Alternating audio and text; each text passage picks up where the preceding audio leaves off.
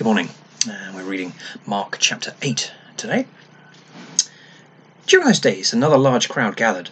Since they had nothing to eat, Jesus called his disciples to him and said, "I have compassion for these people. They have already been with me 3 days and have nothing to eat. If I send them home hungry, they will collapse on the way, because some of them have come a long distance." His disciples answered, "But where in this remote place can anyone get enough bread to feed them?" "How many loaves do you have?" Jesus asked. 7, they replied.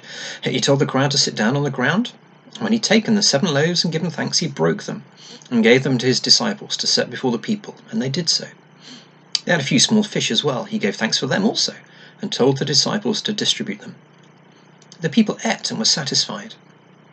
Afterward, the disciples picked up 7 basketfuls of broken pieces that were left over. About 4,000 men were present, and having sent them away, he got into the boat with his disciples and went to the region of Dalmanutha. The Pharisees came and began to question Jesus. To test him, they asked him for a sign from heaven. He sighed deeply and said, "Why does this generation ask for a miraculous sign?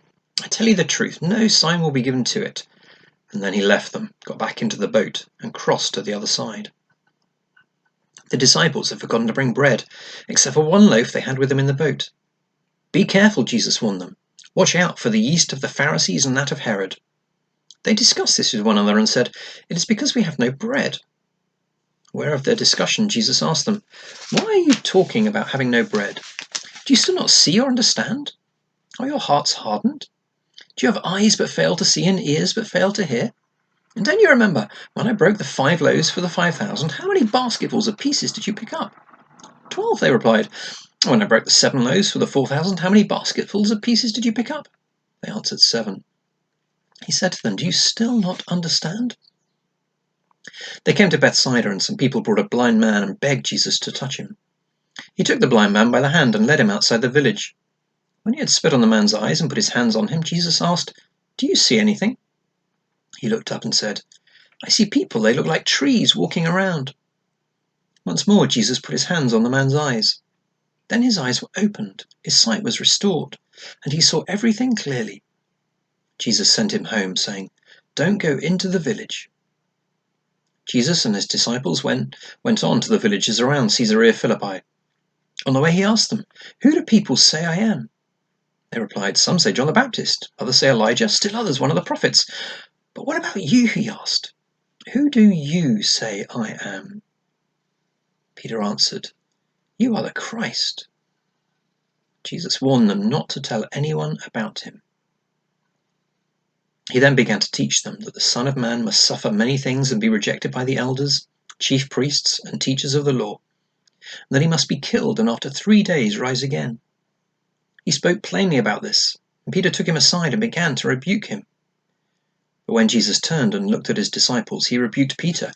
"Get behind me, Satan," he said. "You do not have in mind the things of God, but the things of men."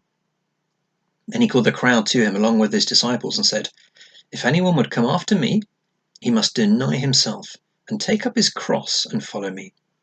For whoever wants to save his life will lose it, but whoever loses his life for me and for the gospel will save it. What good is it for a man to gain the whole world yet forfeit his soul? Or what can a man give in exchange for his soul? If anyone is ashamed of me and my words in this adulterous and sinful generation, the Son of Man will be ashamed of him when he comes in his Father's glory with the holy angels." Strange question. Who is your Messiah? Who is your Messiah? How would you describe Jesus and what he came to do on earth? In chapter 8 here we see Jesus having compassion on a hungry crowd, unclean Gentiles, like most of us by the way, and feeding them. We see Jesus exasperated with the Pharisees again, who with hostility demand a sign from heaven from Jesus. After all, he's only been healing people and feeding thousands before. We see the hard-heartedness and the dim spiritual sight of the disciples as they don't understand what Jesus tells them about the yeast of the Pharisees. We see the eyes of a blind man being opened in 2 stages. Why 2 stages? I think it's a picture of the disciples in the boat, who do not yet see clearly or understand rightly.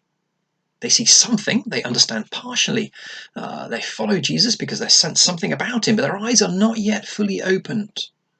They see Jesus, as it were, through a mist. But Jesus can open eyes completely. That is what Mark shows us as he tells us about this two-stage healing. The man's eyes are opened and restored. He sees everything clearly. Who is your Messiah? Make sure your Messiah is the Jesus of the Bible, not a figment of your imagination, not a Messiah seen through a mist, not a Messiah made up of parts of the Bible maybe that you like, but the full, rounded Messiah of the Bible in all his glory. The next section is a key passage in the Gospel. Halfway through, it marks the shift in the direction of travel. Now the focus is very much on where Jesus is headed, to Jerusalem and the cross. And it shows us the eyes of the disciples being opened further and the type of Messiah that Jesus is. Who do people say I am? Jesus asks the disciples. John the Baptist, Elijah, one of the prophets. But more personally, who do you say I am?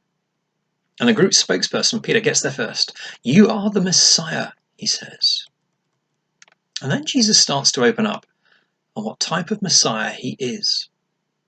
One who will suffer many things, who will be rejected by the Jewish religious establishment, one who will be killed before rising again on the third day. And this is too much for Peter, who rebukes Jesus. If it wasn't so serious, it would almost be comical. Peter is speaking words that Satan would speak. He's trying to prevent or deter Jesus from going to the cross. He's trying to turn Jesus into the Messiah that Israel were looking for and wanted. A triumphant, glorious, victory-giving Messiah who would overthrow the Roman rule. But no, Jesus will be the Messiah planned by the triune God. A Messiah who will be victorious, but through suffering. A Messiah who will show his glory, but through weakness and death, not power. A Messiah who will bring liberation, but from sin and death, not political enemies. A Messiah who calls his followers to follow him in taking up their cross as they live for him and not themselves. A Messiah who calls his followers to follow him in taking up our cross as we live for him and not ourselves.